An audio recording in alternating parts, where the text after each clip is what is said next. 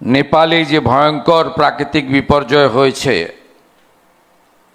তাতে ইতিমধ্যে নেপাল সরকার শতাধিক মানুষের মৃত্যুর কথা তারা ঘোষণা করেছে এবং আমরা যে social media, mainstream media, electronics এবং প্রিন্ট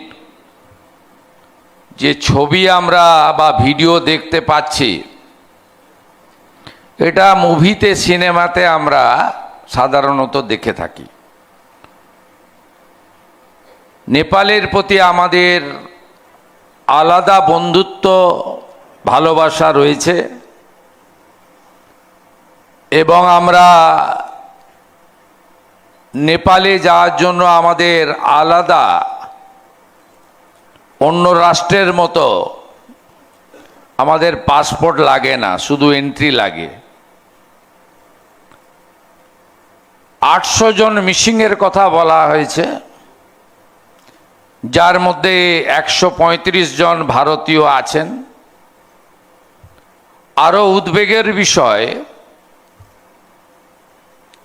আমাদের পশ্চিমবঙ্গের 32 জন মিসিং আছেন।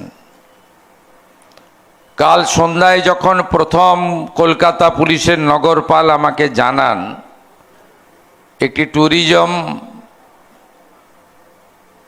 অর্গানাইজেশন এদের নিয়ে গেছিল এবং দে রিপোর্টেড যে তাদের ওই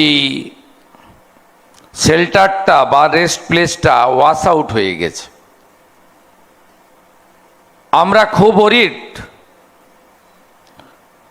আমরা সেক্রেটারিয়েট থেকে এবং পুলিশের হেডকোয়ার্টার থেকে কন্ট্রোল রুম চালাচ্ছি। কলকাতার চন্দননগরের বাসিন্দা, আমি ঈশ্বরে বিশ্বাস করি, ভগবানের কাছে প্রার্থনা তারা সুস্থ অবস্থায় ফিরে আসবেন। তাই আজকের এই প্ল্যাটফর্ম থেকে